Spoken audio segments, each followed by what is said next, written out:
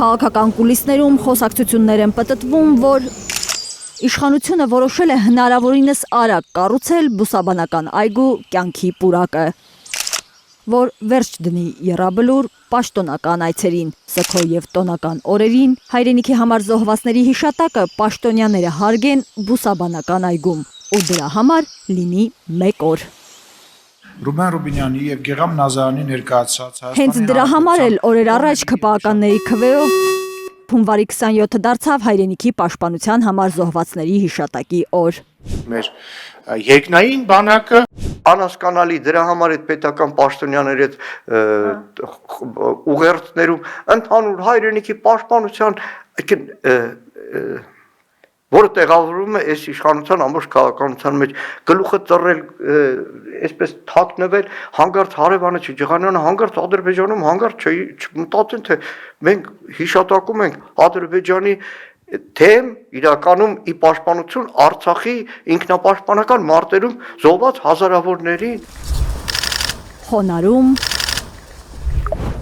սիրո ու հարգանքի խոստովանություններ Հանուն հայրենիքի զոհվածների հիշատակը եւ նրանց առաջ խոնարհվելը մեր պարտքն է։ Սա է պատճառը, որ հիշատակի պետական օր է սահմանվել։ Ինչու մարդիկ չեն հավատում Փաշինյանի ու նրա թիմի ծնկող անկեղծությանը։ իրականում շատ արհեստական է Ինչպես հավատալ 44-օրյա պատերազմի զոհերի մասունքները նկուղում պարկերի մեջ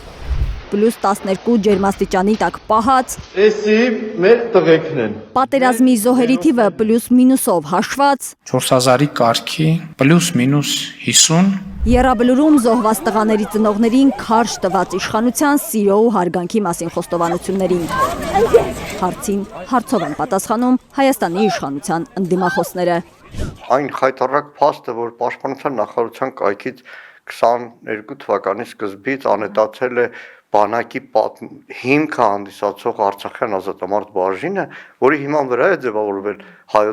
Հայաստանի Հանրապետության զինված ուժերը, ինքնին խոսուն է։ ՔՊ-ի բանակն ու հայ զինվորին միայն անունով սիրելու Գեգամ Մանուկյանի մտաբերած խոսուն օրինակները շատ են։ Սեպտեմբեր 13-14-ի 22 թվականի ադրբեջանական ագրեսիայի ժամանակ նահատակվել է մեր զինված ուժերի 225 ծառայող եւ նույն սեպտեմբեր 13-ին պաշտպանության նախարարության պաշտոնական հեռուստահաղորդում զինուժը եթեր է մտնում նույն օրը առանց մեկ բառ հիշատակելու որ այսօր մեր բանակի 225 հոգի նահատակվել են հայրենիքի պաշտպանության համար նույն 44 օրը պատերազմի սկսվելու սեպտեմբեր 27-ին կծկտուր մեկ նախադասությամբ լուրերով հանրային հեռուստատեսության կամ զինուժ ծրագրով խոսում են ինքնին փաստ է։ Հայրենիքի պաշտպանության համար զոհվածների հիշատակը հանկարծ կարևորած Հայաստանի իշխանությունը մինչ օրս 44-օրյա պատերազմից 5 տարի անց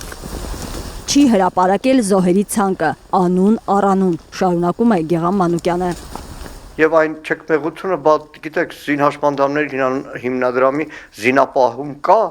որը նյութական փոխհատուցման կայք է, այսինքն էլի տանում են փողի տրամաբանության մեջ, երբ որ չկա որևէ պաշտոնական հրապարակում, թե 23 թվականի սեպտեմբեր 19-20-ին Արցախի պաշտպանության բանակի զինծառայողների հերոսական պաշտպանության եւ նահատակության մասին որևէ հիշատակում հարցումից էլի պատասխան գաղտնի են դա տրամադրում, որ հնարավոր չլինի հրապարակել, խոսում է, որ սա ուղղակի շատ արհեստական մի օր էր, որով իշխանությունը փորձում է իրեն սահմանազատել զինված ուժերի կազմավորման օրը հիշատակի խոսք ասելուց Փաշինյանն իրեն սահմանազատի եռաբլուրից, թե ոչ փորձից ստվերել հայրենական պատերազմը, թե ոչ միևնույն է եւ տոնական եւ սգո օրերին մարդիկ գնալու են եռաբլուր ու անմար կրակի մոտ։ Նկատում է Գեգամ Մանուկյանը, ավելացնում, որովհետեւ այստեղ ամենաթանկն է կամ հողի գրկում, կամ հիշողության տեսքով։ Ամեն մի նահատակն ունի կոնկրետ անուն, ազգանուն, հերոսական անցյալ։ Անգինը, որի մասին չգիտի, կամ էլ չի ուզում իմանալ Հայաստանի իշխանությունը։ Արփիս Քեսյան, Հենրիկ Համազասպյան, Գագիկ Տեր-Ղազարյան, Հայլուր։ Հայաստանում ու աշխարհում տեղի ունեցող իրադարձությունների մասին առաջինն իմանալու համար բաժանորդագրվեք մեր ալիքին, սեղմեք զանգակը, որ բաց չթողնեք ամենահրատապը, կարևորն ու հետաքրքիրը։